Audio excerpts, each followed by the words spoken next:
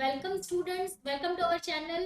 आज हम पढ़ेंगे SYJC सेक्रेटरियल प्रैक्टिस का चैप्टर 2 है हमारा सोर्सेज ऑफ कॉर्पोरेट फाइनेंस। ठीक है, सो ये हमारा कंटिन्यू सीरीज लेक्चर है स्टूडेंट्स। इसके पहले वाले लेक्चर में हमने इसके आगे का पोर्शन पढ़ा हुआ है about share, sources of shares, equity shares, features of equity shares.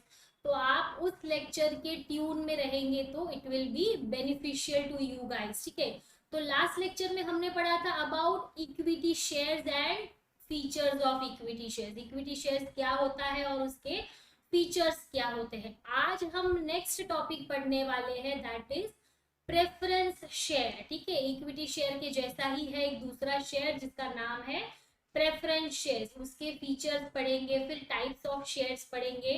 So let's start with the thing. The first one we will यहाँ पे स्टडी करने वाले वो है प्रेफरेंस शेयर्स। ठीक है, तो देखो नाम पे ही पता चल रहा है प्रेफरेंस शेयर मतलब ऐसे शेयर जिसको कुछ प्रेफरेंस दिया जा रहा है। प्रेफरेंस मतलब प्रायोरिटी, प्रेफरेंस मतलब प्रायोरिटी, प्रायोरिटी मतलब कैसे कि उनको फर्स्ट चांस देना compare to equity shares, first chance देना कंपेयर टू इक्विटी शेयर्स। ठीक है, तो यहाँ पे हमने फर्स्ट पॉइंट, देखो मैंने 4 पॉइंटर्स दिए हैं यहाँ पे प्रेफरेंस शेयर्स का मीनिंग डिफाइन कर रहे हैं। ठीक है, अगर आपने इक्विटी शेयर पढ़ा है तो उसके कॉन्ट्रास्ट में ही प्रेफरेंस शेयर्स है। सिमिलरली आप यहाँ पे प्रेफरेंस शेयर्स पढ़ोगे तो उसका रिवर्स हो जाएगा इक्विटी शेयर्स। ठीक है, so let's start with the preference share. आपकी स्क्रीन पे दिख रहा है स्टूडेंट्स, देखो प्रेफरेंस शेयर जैसे मैंने बताया as the name indicates, जैसे नाम ही बता रहा है, these shares have certain preferential rights। देखो यहाँ पे लिखा हुआ है मैंने certain preferential rights। preferential rights मतलब priority rights। क्या rights? priority rights as compare to, किसकी कंपैरिजन में? as compare to equity shares, as compare to equity shares. यानी इक्विटी शेयर्स को जो राइट है उसकी प्रायोरिटी में किसको राइट है? प्रेफरेंस शेयर्स को। मतलब पहले नंबर पे कौन आएगा? प्रेफरेंस या इक्विटी? तो प्रेफरेंस आएगा। अब कौन सी बात में? When it is a priority to preference shares, preference share को प्रायोरिटी कब है? तो point number 1, in payment of dividend. ठीक है, जब डिविडेंड पेमेंट की बात आती है तो इक्विटी शेयर होल्डर से पहले डिविडेंड किसको दिया जाता है? प्रेफरेंस शेयर होल्डर को। जिसके पास प्रेफरेंस शेयर है उनको डिविडेंड का राइट पहले है, इक्विटी वालों को बाद में है। फर्स्ट पॉइंट देखो, payment of dividend during life time of the company. हमेशा ऐसा नहीं कि एक साल प्रेफरेंस को पहले एक साल इक्विटी को पहले, नो, हमेशा प्रेफरेंस शेयर्स को ही प्रायोरिटी दी जाएगी in payment of dividend. That is first point. Now will come to the second point, in repayment of capital. In repayment of capital, repayment मतलब जो कैपिटल कंपनी स्टार्ट होने के वक्त preference share holder ने invest किया था, जब company बंद होने वाली होगी तो पेमेंट, रीपेमेंट का टाइम आएगा तो पहले किसको मिलेगा? Preference share holder. सेकेंड किसको मिलेगा? इक्विटी शेयर होल्डर्स को। समझ आ रहा है? इन द इवेंट ऑफ, देखो यहाँ पे मैंने लिखा है in the event of winding up of the company, यानी कि जब कंपनी बंद होने वाली होगी तब। सबसे पहले ये बता दूं एक बार फिर से कि कैपिटल का रीपेमेंट, यानी कैपिटल यानी कि जो इन्वेस्टमेंट आपने बिजनेस में किया है उसका रीपेमेंट सिर्फ वाइंडिंग अप में ही होता है। बिना कैपिटल के कोई भी बिजनेस चलता नहीं है। Capital refers to finance, finance refers to equity, owned capital basically. आपके बिजनेस में आपका पैसा होना जरूरी है, कैपिटल के बगैर बिजनेस चलता नहीं है। अंडरस्टूड? सो प्रेफरेंस शेयर्स का मीनिंग क्या है? देखो इक्विटी शेयर्स का मीनिंग अगर आप देखोगे टेक्स्ट बुक में या हमारे लास्ट लेक्चर में, तो आपको पता चलेगा कि equity shares are those shares we do not have preferential right, जिसको प्रेफरेंशियल राइट नहीं है। किसमें? Payment of dividend, repayment of capital. ठीक है, तो प्रेफरेंस शेयर्स कौन है? जिसको प्रेफरेंशियल राइट है। इक्विटी शेयर जो है उसको प्रेफरेंशियल राइट नहीं है, प्रेफरेंस शेयर है उनको प्रेफरेंशियल राइट है। कौन से राइट है? Payment of dividend and repayment of capital. तो ये हो गया तुम्हारा base meaning of equity share, जो मैंने रिपीट कर दिया, as well as preference share. समझ आ रहा है friends? Very easy to understand. और ऐसे पॉइंटर्स में ही लिखो इसको, जैसे मैंने पॉइंट नंबर 1 और पॉइंट नंबर 2 दिया है यहाँ पे, ये वाला आप ऐसे पॉइंटर्स में ही लिखो, it will give you a good presentation. ठीक है, एक बार फिर से पढ़ेंगे। Preference shares are these shares, यहाँ पे पढ़ रहे हैं हम, these shares have certain preferential right as compared to equity share, as compared to equity share। equity share की कंपैरिजन में प्रेफरेंस शेयर को ज्यादा राइट है। कौन से? Payment of dividend during the life time of the company and repayment of capital at the winding up of the company. ये हमारा first point हो गया regarding preference shares. Now will come to the point number 2। देखो ये second वाला point है। ठीक है, यहाँ पे पढ़ेंगे हम एक बार। The holder of preference share have a prior right. जिसके पास प्रेफरेंस शेयर है वो क्या बन गया? Preference share holder. He has prior right, उसको पहले हक है किस चीज का? टू रिसीव, रिसीव करना। देखो fix rate of dividend, fix rate of dividend. अब हमने यहाँ पे पढ़ा था पेमेंट ऑफ डिविडेंड सबसे पहले किसको मिलेगा? प्रेफरेंस शेयर्स को मिलेगा। लेकिन अब आ रहा है turning point. Preference share holder का डिविडेंड रेट फिक्स होता है। मतलब कैसे? फॉर एग्जांपल 1 लाख के प्रेफरेंस शेयर्स है कोई कंपनी में, तो वो जिसके नाम पे है उसको 1 लाख के ऊपर फिक्स परसेंटेज ऑफ डिविडेंड मिलेगा, से 10% डिविडेंड रेट, से 10%। तो कंपनी को चाहे 1 लाख का प्रॉफिट हो या 1 करोड़ का, वो प्रेफरेंस शेयर होल्डर को कितना डिविडेंड मिलेगा? ओनली 10%, लेकिन फिक्स्ड, लेकिन फिक्स्ड। कंपनी को 50,000 का प्रॉफिट हुआ तो भी उसको 10% डिविडेंड मिलेगा। कंपनी को 1 लाख का हुआ प्रॉफिट तो भी 10%, 1 करोड़ का हुआ तो भी 10%। समझ आ रहा है? पहले मिलेगा लेकिन फिक्स मिलेगा। ज्यादा प्रॉफिट तो ज्यादा डिविडेंड, ऐसा होता नहीं है। तो ये उसका दूसरा point, preference share holder carry fixed rate of dividend. ठीक है, बिफोर एनी डिविडेंड, देखो आगे पढ़ते हैं, before any dividend is paid to equity shares. जब डिविडेंड पेमेंट की बारी आती है तो पहले फिक्स रेट से प्रेफरेंस शेयर्स को डिविडेंड दे दिया जाता है।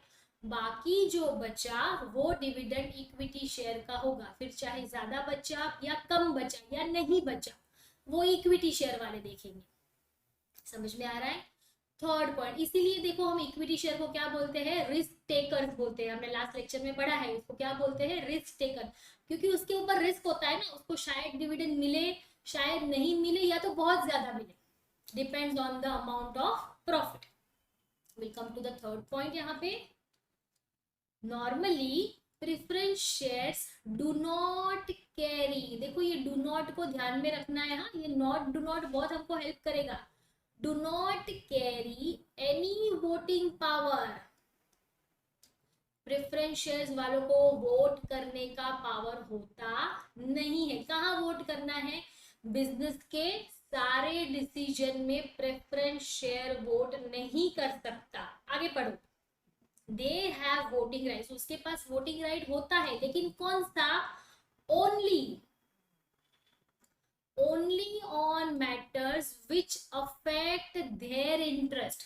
जो प्रेफरेंस शेयर के रिलेटेड कोई बात होगी वही बात में वो वोट कर पाएंगे। बाकी कंपनी का कोई भी डिसीजन होगा तो वोट करने का हक किसका है? सिर्फ इक्विटी शेयर होल्डर का है, सिर्फ इक्विटी शेयर होल्डर का है, प्रेफरेंस शेयर होल्डर का नहीं है। समझ में आ रहा है फ्रेंड्स? सो हम वापस पढ़ेंगे। Normally preference shares do not have any voting power, उनके पास वोटिंग पावर होता नहीं है, लेकिन they have voting power only in the matters related to them, जो उनसे रिलेटेड है, जो बात प्रेफरेंस शेयर होल्डर से रिलेटेड है उसमें वो वोट कर पाएंगे, लेकिन बाकी कोई भी मैटर में वोट करने का हक उनको कंपनी नहीं देती है। Okay, point number 4, preference share holders are co-owners of the company but not the controllers। ठीक है, वो कंट्रोल नहीं कर सकते। देखो, equity share are owners of the company, वो क्या है, ओनर्स है, बट ये क्या है, को ओनर्स है। ओनर्स के साथ सपोर्टिव ओनर कैसे रहता है, बस वैसे सपोर्टिव ओनर है, और ये कंट्रोलर नहीं है। Whereas equity share holder क्या है, वो कंपनी के कंट्रोलर है, they hold the company, they control the company. समझ में आ रहा है इक्विटी शेयर और प्रेफरेंस शेयर का डिफरेंस? 4 पॉइंट हमने यहाँ पे पढ़े हैं प्रेफरेंस शेयर्स के। आपको प्रेफरेंस शेयर्स के मीनिंग के बारे में अगर शॉर्ट नोट आती है तो आपको ये 4 पॉइंट डिटेल में लिखने हैं, ठीक है। लेकिन अगर आपको प्रेफरेंस शेयर्स और types of preference shares, explain preference shares and types, explain preference shares and features, तो आपको सिर्फ ये फर्स्ट पॉइंट लिखना है, सी आई एम मार्किंग दिस, खाली मीनिंग लिखना है, और फिर सीधा फीचर स्टार्ट करो या टाइप्स, जो भी प्रेफरेंस शेयर के रिलेटेड आंसर है वो आप टाइप कर सकते हो, आप आगे लिख सकते हो, ठीक है। लेकिन आपको मीनिंग तो कंपलसरी लिखना ही है। प्रेफरेंस शेयर के रिलेटेड कोई भी आंसर आएगा, ये जो फर्स्ट पॉइंट है जिसमें 2 सब पॉइंट्स है वो आपको लिखना ही है। आई होप ये फर्स्ट स्लाइड आपको समझ में आया होगा। फर्स्ट पॉइंट में हमने मीनिंग पढ़ा है, preferential right in payment of dividend and repayment of capital. Second point में पढ़ा है fix rate of dividend. Third point में पढ़ा है no voting right in overall company decisions, ठीक है, they have only voting right in their preferential decisions. Fourth one हमने पढ़ा है they are co-owners but not the controllers. समझ में आ रहा है, that is preferentials. Moving ahead with this only, अब हम यहाँ पे पढ़ने वाले हैं फीचर्स ऑफ प्रेफरेंस शेयर्स, ठीक है। ये मैंने पीएस लिखा है, यहाँ पे दिख रहा है ये वाला, दैट मीन्स प्रेफरेंस शेयर्स, थोड़ा सा शॉर्ट फॉर्म लिखा है मैंने, ठीक है, पीएस मीन्स प्रेफरेंस शेयर्स। तो हम यहाँ पे पढ़ेंगे फीचर्स ऑफ प्रेफरेंस शेयर्स। अब प्रेफरेंस शेयर्स के फीचर्स क्या है, ये आपको लॉन्ग आंसर में पूछा जा सकता है, just right it down, long answer में पूछा जा सकता है, इंपॉर्टेंट, ठीक है, दिस इज वेरी इंपॉर्टेंट। तो first point features of preference shares में हमने जो अभी पढ़ा है वही यहाँ पे फर्स्ट पॉइंट है। देखो, प्रेफरेंस फॉर डिविडेंड हमने पढ़ा था, पेमेंट ऑफ डिविडेंड में उनको प्रेफरेंशियल राइट है, सेम यहाँ पे लिखना है। First charge on the distributable amount of profit, यानी कि प्रॉफिट जो अब डिस्ट्रीब्यूट करना है, सारे ही एक्सपेंसेस, सारी ही लायबिलिटी हमने चुका दी, उसके बाद जो नेट प्रॉफिट बचेगा वो नेट प्रॉफिट में से हम क्या करेंगे, प्रेफरेंस शेयर्स को देंगे, उसके बाद जो बचेगा वो इक्विटी शेयर का, ठीक है। तो देखो, first charge on distributable amount of annual net profit, see यहाँ पे नेट प्रॉफिट लिखना जरूरी है। एनुअल नेट प्रॉफिट वो किसका होता है, प्रेफरेंस शेयर्स होल्डर का। The dividend is payable to PSH, यानी प्रेफरेंस शेयर होल्डर, हाँ, पीएसएच मतलब preference share holder, before it is paid to equity share holder, before it is paid to equity share holder. जो हमने अभी पढ़ा, payment of dividend में preference share holder have a priority, उनका first charge होता है, उसके बाद जो बचा वो इक्विटी शेयर्स। समझ में आ रहा है फर्स्ट पॉइंट। सेकेंड पॉइंट भी वही था, डेफिनेशन वाला ही है, preference for repayment of capital, payment of dividend, repayment of capital. देखो यहाँ पे repayment of capital, PSH preference share holder preference over equity share holder. Preference share holder को प्रेफरेंस है किसकी कंपेयर में, इक्विटी शेयर होल्डर की compare में, in terms of return या तो रीपेमेंट, आप कुछ भी लिख सकते हो, in return of capital when the company is liquidated, liquidated मतलब वाइंडिंग अप, लिक्विडेटेड का मीनिंग होता है वाइंडिंग अप, कोई भी वर्ड आप यूज कर सकते हो, ठीक है। लिक्विडेट का मतलब होता है वाइंडिंग अप, यानी कि जब पेमेंट ऑफ कैपिटल आता है, रीपेमेंट ऑफ कैपिटल करने की बारी आती है कंपनी बंद होने पर, तो पहला चांस किसका होता है, प्रेफरेंस शेयर्स होल्डर का, ठीक है। पॉइंट नंबर 3 जो हमने पढ़ा था, fluctuating rate of dividend and fix rate of dividend, ठीक है। तो प्रेफरेंस शेयर्स वाला का डिविडेंड रेट जो है वो फिक्स होता है। This shares carry dividend at fixed rate, उनको फिक्स रेट पे डिविडेंड मिलता है। Say for example 10% on preference share, तो अगर आपका 1 लाख रुपए का प्रेफरेंस शेयर है तो इसके ऊपर 10% डिविडेंड मिलेगा एवरी ईयर। कितना मिलेगा, 10%। तो कितना होता है, 1 लाख का 10% होता है 10,000। कितना होता है, 10,000। तो ये तुम्हारा एक फिक्स्ड अमाउंट ऑफ डिविडेंड हो गया, ठीक है।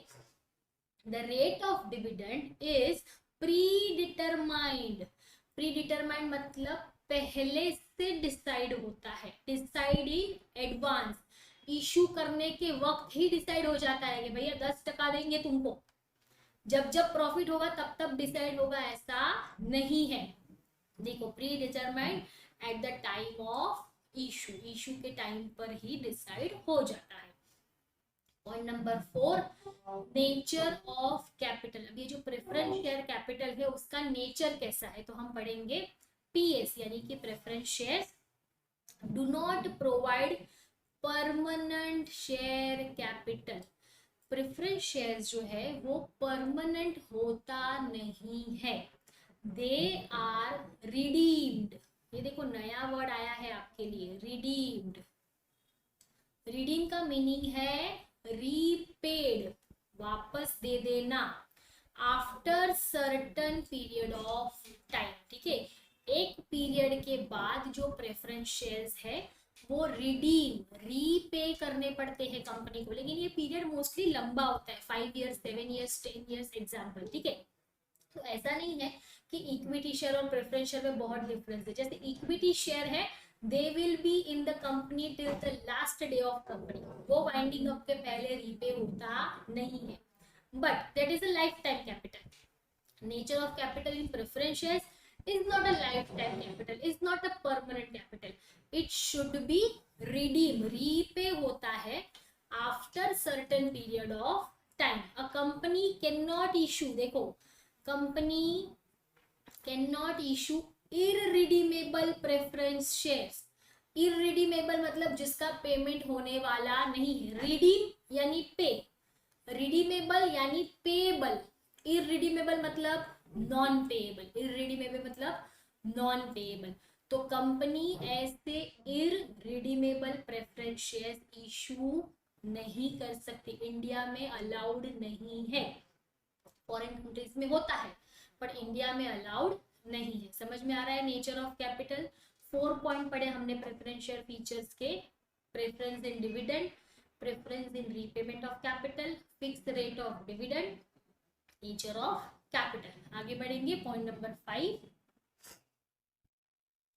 मार्केट वैल्यू, ठीक है। अब हम इसकी मार्केट वैल्यू के बारे में पढ़ेंगे। The market value of preference shares does not change, वो चेंज होता नहीं है, देखो यहाँ पे does not change as the rate of dividend payable to them is fix.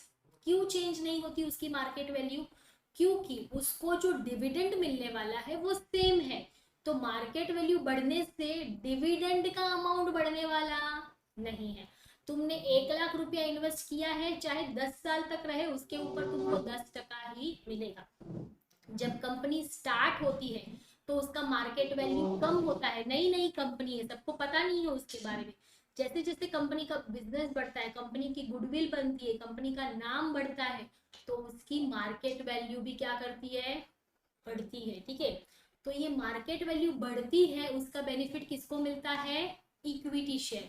अब आप पूछोगे ऐसा क्यों, तो भैया प्रेफरेंस शेयर क्या है, सेफ गेम खेल रहा है, वो कोई भी रिस्क उठाने को तैयार नहीं है। रिस्क कौन उठा रहा है, इक्विटी शेयर्स, तो बेनिफिट भी ज्यादा किसको मिलेंगे, इक्विटी शेयर्स। इनको हमने सेव कर दिया है, फिक्स इनकम मिलेगी एज इन डिविडेंड, और फिक्स रीपेमेंट ऑफ कैपिटल मिलेगा जब भी लिक्विडेट होगी company.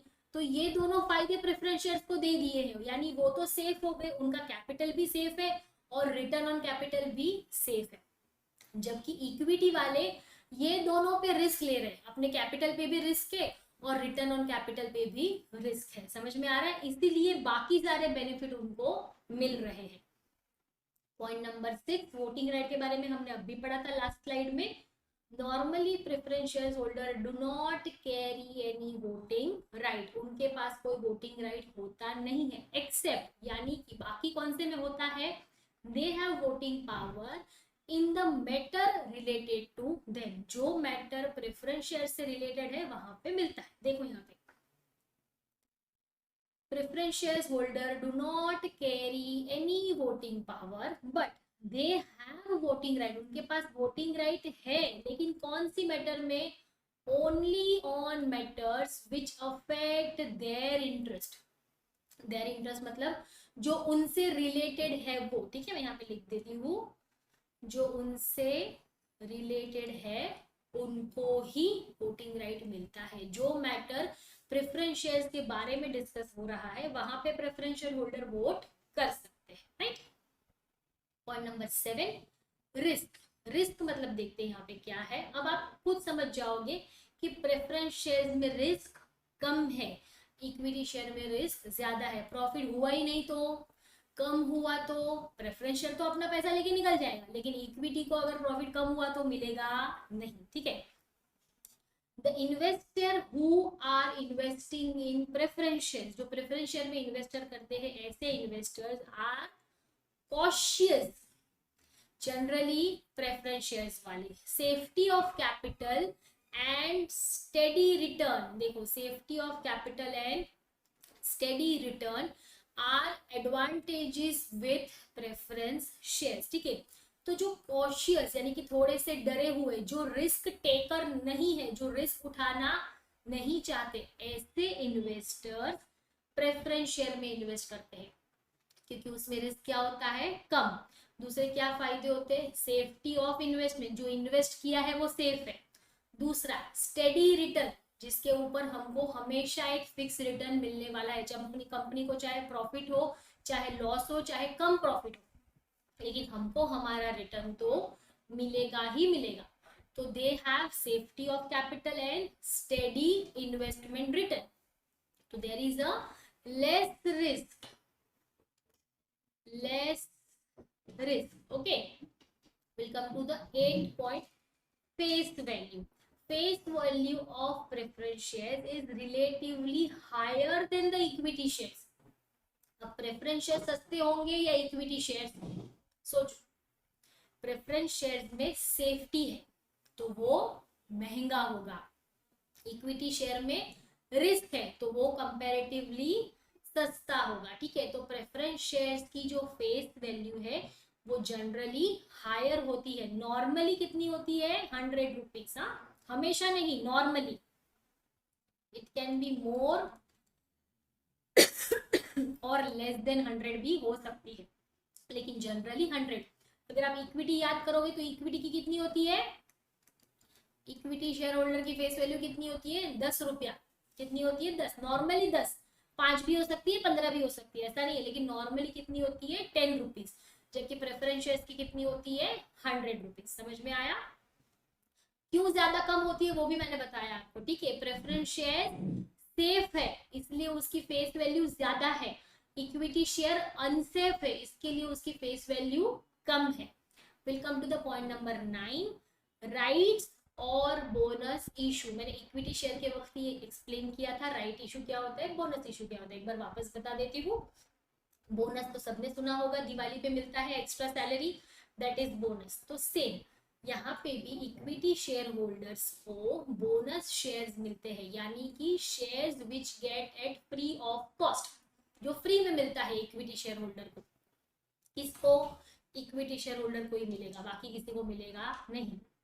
Rights issue, rights issue मतलब क्या, कंपनी जब कोई नया कैपिटल रेज करती है और ज्यादा कैपिटल बढ़ाती है तो पहले वो in house equity share holder को पूछेगी तुमको शेयर चाहिए क्या। अगर वो इन हाउस वाले जो ऑलरेडी इक्विटी शेयर होल्डर है वो चाहे तो परचेस कर सकते हैं, अगर नहीं चाहे तो फिर बाहर कंपनी नॉर्मल पब्लिक को वो इशू करती है। So that is right issue and bonus issue. तो ये दोनों ही प्रेफरेंस शेयर होल्डर को अलाउड नहीं है, दोनों ही प्रेफरेंस शेयर होल्डर को अलाउड नहीं है। देखो, preference share holders are not entitled for rights और bonus issues. Last point of the features, nature of investor.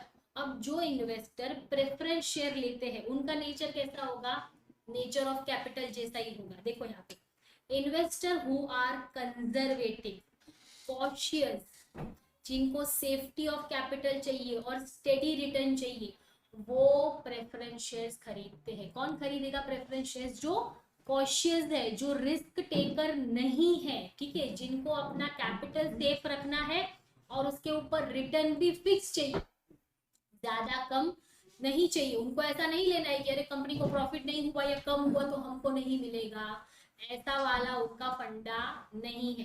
तो वो कौन से इन्वेस्टर बनेंगे, वो बनेंगे हमारे प्रेफरेंस शेयर होल्डर। तो यहाँ पे ऐसे इन्वेस्टर्स भी आते हैं जो कॉन्शियस है, जिसको कैपिटल की सेफ्टी चाहिए और जिसको स्टेडी रिटर्न चाहिए। समझ में आ रहा है? So this is the nature of investors. देखो एक बार हम 10 पॉइंट वापस देखेंगे। प्रेफरेंस ऑफ डिविडेंड, डिविडेंड में preference, preference in repayment of capital, fixed return of dividend, no voting power, nature of capital, market value, voting rights, सिर्फ अपने matter में ही वोट कर सकते, कॉमन मैटर में वोट कर सकते नहीं है, रिस्क कम है, less risky than the equity shares, face value generally 100 होती है, राइट्स और बोनस इशू इनको अलाउड नहीं है, और इनका नेचर कैसा होता है, इन्वेस्टर का कॉन्शियस होता है, सेफ्टी ऑफ कैपिटल और स्टेडी रिटर्न उनको चाहिए होता है। ये 10 पॉइंट का आंसर आपको लॉन्ग आंसर में पूछा जा सकता है। You also get it for the short answer as well. तो आपको बोलेंगे explain any 5 points of the features of equity shares और फीचर्स ऑफ प्रेफरेंसेस, तो वो भी आप इसमें कर सकते हैं। आगे हम पढ़ेंगे नेक्स्ट स्लाइड।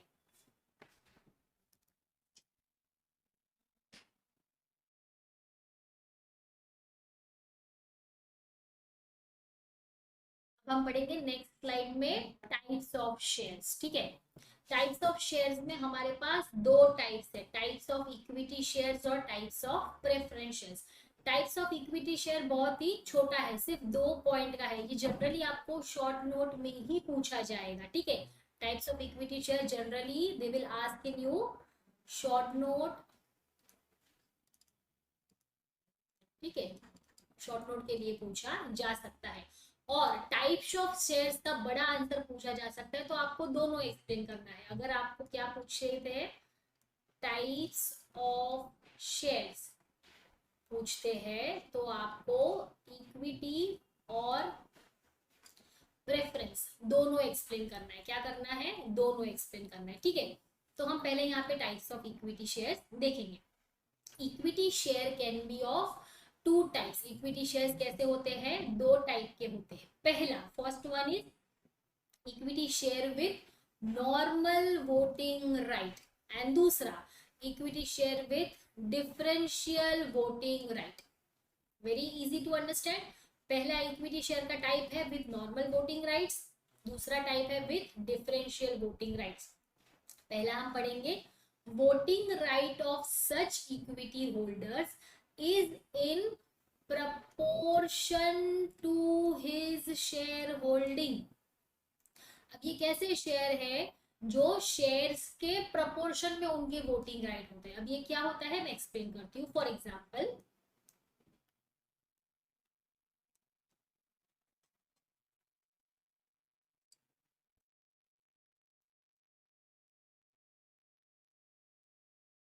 एग्जाम्पल, जैसे कि हमारे equity share, for example mister A और मिस्टर बी। मिस्टर ए के पास 1000 इक्विटी शेयर्स है। कितने हैं, 1000 इक्विटी शेयर्स। मिस्टर बी के पास 5000 इक्विटी शेयर्स है। ठीक है, टोटल हमारी कंपनी में 6000 इक्विटी शेयर्स है। कितने हैं? 6000 इक्विटी शेयर्स है टोटल, करेक्ट। तो अब जब वोटिंग का टाइम आएगा तो किसका वोटिंग प्रपोर्शन, वोटिंग हक किसका ज्यादा होगा? मिस्टर ए का है, मिस्टर बी का, या दोनों का सेम होगा? आइडियली देखेंगे तो डेफिनेटली मिस्टर बी का ज्यादा होगा, उनके पास ज्यादा शेयर है। जिसके पास 6000 शेयर है वो 6000 वोट दे सकता है, 1 शेयर 1 वोट गिनेंगे तो। और मिस्टर ए जिनके पास 1000 शेयर है तो वो कितने वोट दे सकते हैं? 1000। तो ये उनके नंबर ऑफ शेयर की जो ओनरशिप है उसके प्रपोर्शन में वोटिंग राइट है। समझ में आया? नंबर ऑफ शेयर की ownership is equal to number of voting rights. जितने शेयर उतने परसेंटेज की वोटिंग। समझ में आ रहा है आपको? तो ये हो गया normal voting rights in proportion to their share holding. अब ये मीनिंग समझ में आ रहा है? In proportion to their share holding, उनकी शेयर होल्डिंग के प्रपोर्शन में वोटिंग राइट होगा, ये नॉर्मल है। दूसरा डिफरेंशियल वोटिंग राइट। अब कोई कोई कंपनी अपने शेयर होल्डर को प्री डिसाइडेड वोटिंग राइट देती है, जैसे कि मेरी कंपनी में 30% वोटिंग राइट है मिस्टर ए को, 40% वोटिंग राइट है मिस्टर बी को, 15% किसी और को, 15% किसी और। समझ में आ रहा है? ये मैंने डिसाइड किया है। भले ही चारों के शेयर सेम है, चारों के नंबर ऑफ शेयर सेम भी हो, बट कंपनी ने इनकॉर्पोरेशन के टाइम डिसाइड किया था कि इसको 30%, इसको 40%, इसको 15, इसको 50। तो उस तरह से होगा। देखो हम पढ़ेंगे यहाँ पे, such equity share holder have varying rights, varying rights मतलब अलग अलग राइट्स रिगार्डिंग डिविडेंड, वोटिंग और otherwise in accordance with rule of companies act rules 2014। ये कंपनीज एक्ट की अमेंडमेंट है, ठीक है,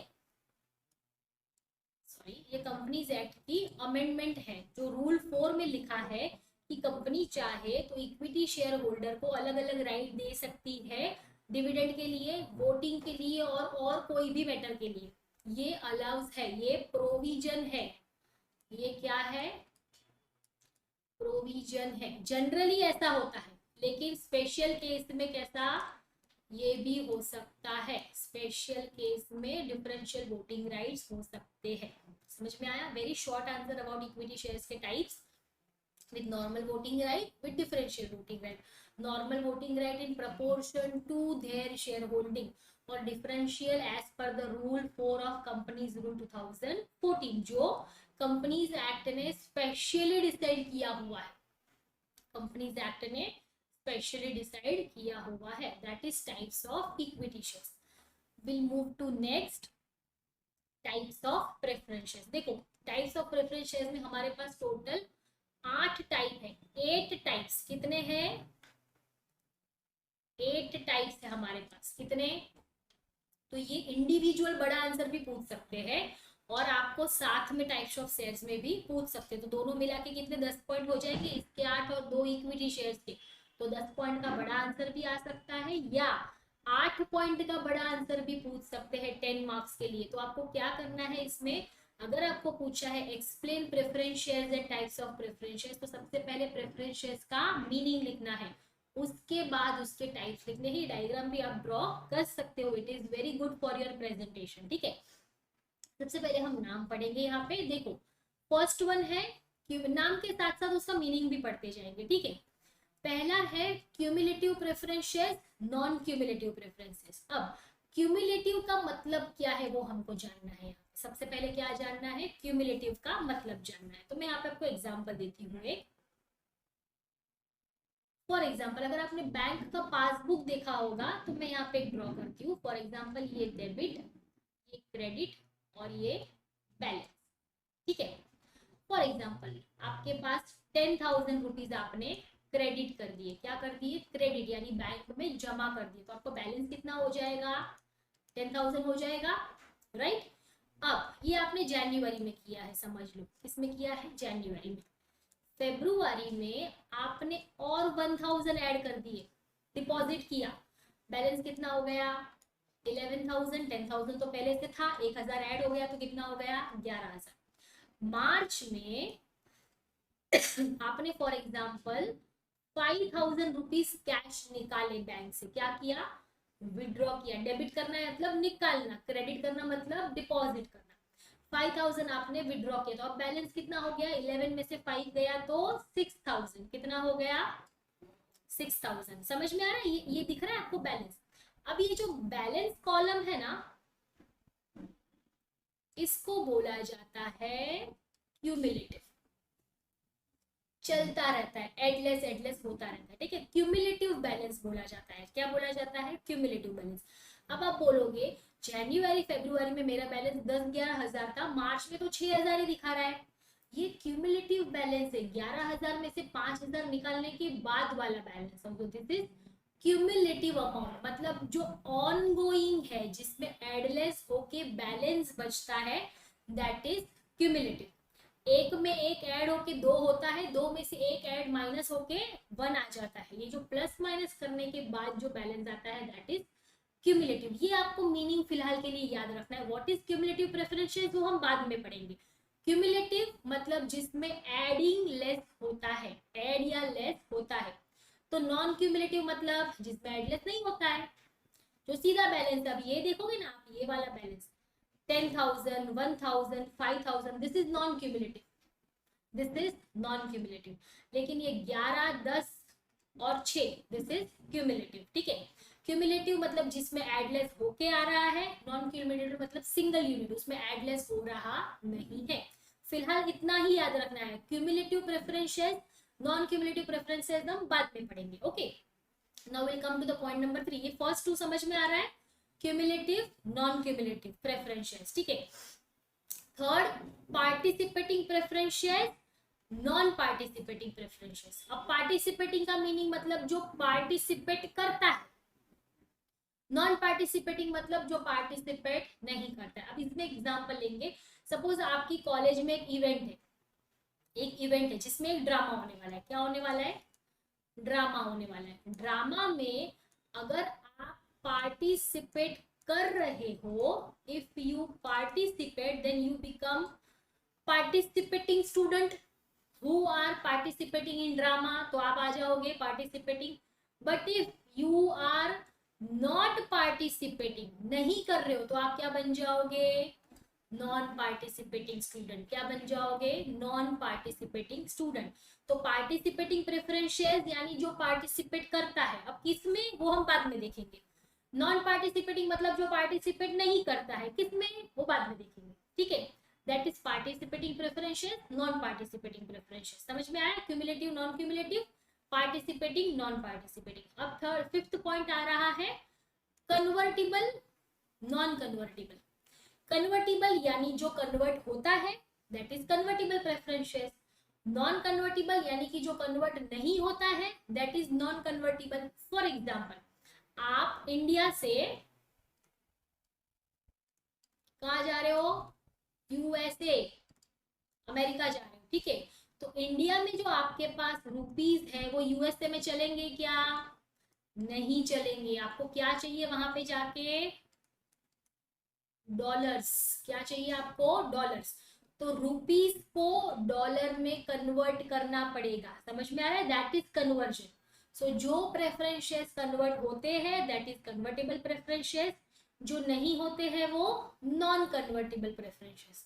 देखो याद रखना भी बहुत इजी है, cumulative, non cumulative, participating, non participating, convertible, non convertible, last redeemable, irredeemable. देखो यहाँ पे नॉन शब्द नहीं है, नॉन रिडीमेबल लिख के मत आ जाना।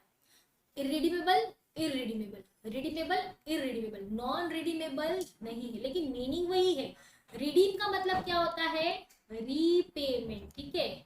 तो जो रीपेमेंट होता है, रीपेबल है वो रिडीमेबल शेयर्स, जो रीपेबल नहीं है वो इरिडीमेबल शेयर्स। जिसका जो प्रेफरेंस शेयर्स का रीपेमेंट हो जाता है, दे आर रिडीमेबल प्रेफरेंसेस। जिसका रीपेमेंट नहीं होता है, दे आर इररिडीमेबल प्रेफरेंसेस। समझ में आया, ये हमारे इंडिया में अलाउड नहीं है, ये इंडिया में अलाउड नहीं है। इसका मीनिंग हम बाद में देखेंगे, पहले सिर्फ हमने ये शब्द का मीनिंग जाना है। क्यूमुलेटिव यानी कंसेक्यूटिव, एक के बाद एक जो एडलेस होता है वो। नॉन क्यूमुलेटिव मतलब एडलेस नहीं होता है। पार्टिसिपेटिंग मतलब जो पार्टिसिपेट कर रहा है वो। नॉन पार्टिसिपेटिंग मतलब जो पार्टिसिपेट नहीं कर रहा है। कन्वर्टिबल मतलब जो प्रेफरेंस शेयर का कन्वर्जन हो रहा है वो। नॉन कन्वर्टिबल मतलब जिसका कन्वर्जन नहीं हो रहा है।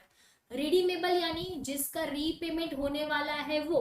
इररिडीमेबल मतलब जिसका रीपेमेंट नहीं होने वाला है।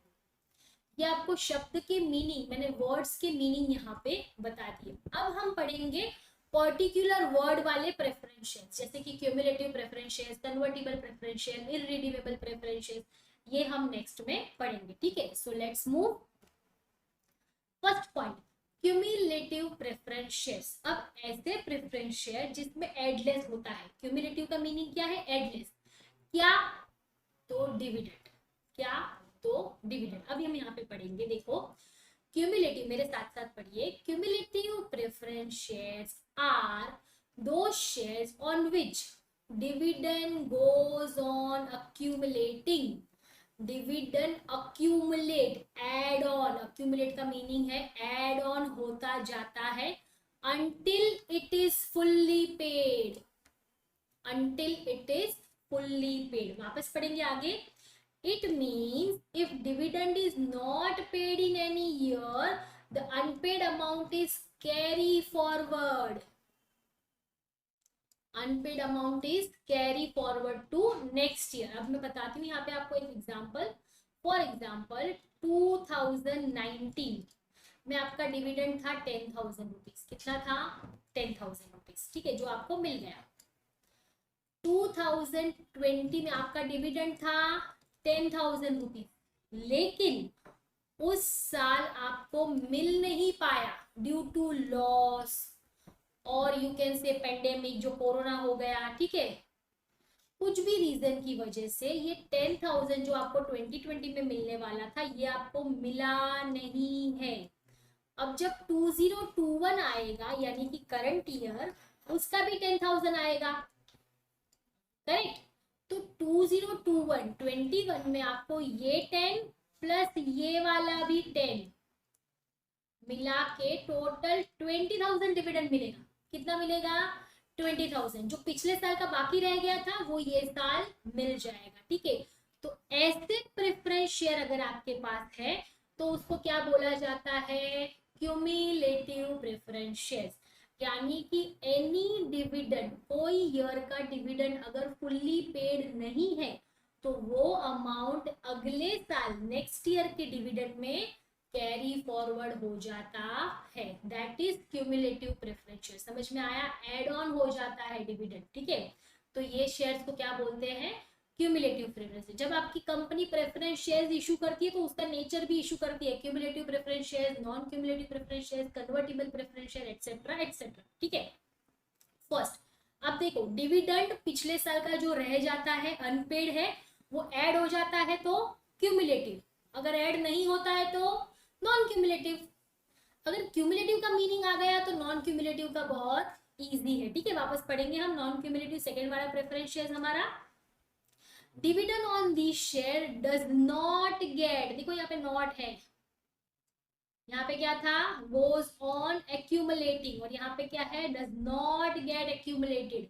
This means last years dividend will not be carry forward this year.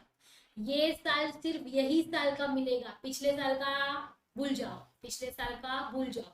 तो ऐसा कौन सा होता है? Preference shares, that is non cumulative preference share. आगे पढ़ेंगे हम इसी में। This means the dividend on share which can be paid only out of profit of that year. उसी साल के प्रॉफिट्स में से मिलेगा। अगर उस साल लॉस था तो आपको वो डिविडेंड मिलेगा नहीं, वो डिविडेंड मिलेगा नहीं। Dividend does not paid any year if it is lost for forever. वो गया तो हमेशा के लिए गया, मिलेगा तो उसी ईयर में मिलेगा, कैरी फॉरवर्ड होगा नहीं। That is non cumulative. अगर क्यूमुलेटिव ठीक से समझ रहा है तो नॉन क्यूमुलेटिव बहुत इजी है। समझ में आया? Second preference shares is non cumulative. Third, now it is participating, जो पार्टिसिपेट कर रहा है। नॉन पार्टिसिपेट मतलब जो पार्टिसिपेट नहीं कर रहा है। अब किस में पार्टिसिपेट करना है, वहां पे ड्रामा था, यहाँ पे देखो क्या है। The holders of this shares are entitled मतलब उनका हक है to participate in surplus profit beside preferential dividend. Beside preferential dividend को समझ में आया? नहीं आया, समझाती हूँ, ठीक है। क्या होता है, हमारा डिविडेंड तो फिक्स है प्रेफरेंस शेयर्स का, फॉर एग्जांपल 10%, जो 10,000 मैंने अभी ऊपर ही एग्जांपल दिया आपको, ठीक है। लेकिन कोई कोई प्रेफरेंस शेयर्स यानी कि पार्टिसिपेटिंग प्रेफरेंस शेयर्स में क्या होता है, डिविडेंड तो जो तुम्हारा डिसाइड है वो मिलेगा। Dividend for example 10% plus 5% in surplus profit. कभी कंपनी को एक्स्ट्रा ऑर्डिनरी प्रॉफिट हो गया, सरप्लस प्रॉफिट हो गया, तो उसमें से भी 5% किसको मिलेंगे? प्रेफरेंस शेयर होल्डर को मिलेंगे। किसको मिलेंगे? प्रेफरेंस शेयर होल्डर को। तो ऐसे प्रेफरेंस शेयर होल्डर को बोला जाता है पार्टिसिपेटिंग प्रेफरेंस शेयर, पीपीएस, ठीक है। देखो आगे पढ़ेंगे, द सरप्लस प्रॉफिट मतलब क्या? Which remains after dividend has been paid to equity share holder. Equity share holder को भी जब डिविडेंड मिल जाएगा, उसके बाद अगर और कोई पैसा बचता है, मैंने बोला ना कंपनी को एक्स्ट्रा ऑर्डिनरी प्रॉफिट हुआ है, सबको सब कुछ देने के बाद भी अगर पैसा बचता है, इक्विटी शेयर होल्डर को बाद भी पैसा बचता है, तो वो सरप्लस प्रॉफिट में अगर पार्टिसिपेटिंग प्रेफरेंस शेयर है तो उसको भी हिस्सा मिलेगा। परसेंटेज डिसाइडेड होंगे, जैसे मैंने यहाँ पे बताया 5% in surplus profit. So these shares are participating preference shares. Participating preference shares refers to the preference shares who get percentage of profit in surplus profit. surplus profit में उनको कोई परसेंटेज मिलेगा, then they are participating. नहीं मिलेगा तो non participating.